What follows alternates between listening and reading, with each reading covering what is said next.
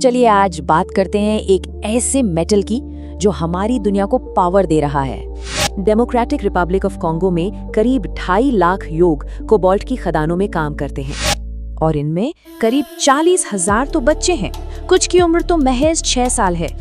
ये लोग बिना किसी सेफ्टी के हाथ से खोदी गई गहरी खदानों में उतरते हैं। तो चलिए समझते हैं कि ये कारीगर खनन यानी आर्टिजनल माइनिंग आखिर है क्या।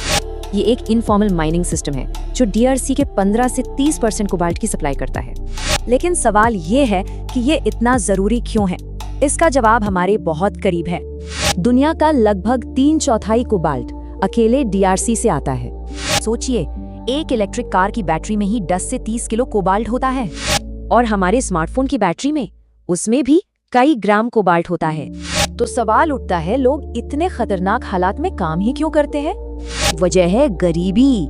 DRC दुनिया के सबसे गरीब देशों में से एक है। यहाँ खेती बाड़ी के मुकाबले खतरनाक माइनिंग में 5 से 10 गुना ज्यादा कमाई होती है।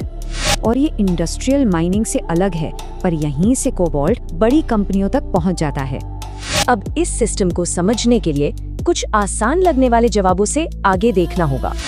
देखिए, DRC माइनिंग में तो सबसे आगे है, पर ये कहानी का बस पहला हिस्सा है। इसके बाद कोबाल्ट रिफाइन होने जाता है और दुनिया की 80% सप्लाई चीन प्रोसेस करता है। तो क्या इसका हल ये है कि DRC से कोबाल्ट खरीदना ही बंद कर दिया जाए? नहीं, इससे तो खनिक और भी गरीब हो जाएंगे और ये समस्या दुनिया की नजरों से छिप जाएगी। तो अगर बायकॉट हल नहीं है तो फिर क्या है रास्ता?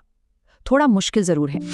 असल बदलाव के लिए कई मोर्चों पर काम करना होगा, टेक्नोलॉजी से लेकर आर्थिक विकास तक। और अब EU बैटरी रेगुलेशन जैसे नए नियम कंपनियों पर जवाबदेही का दबाव बना रहे हैं।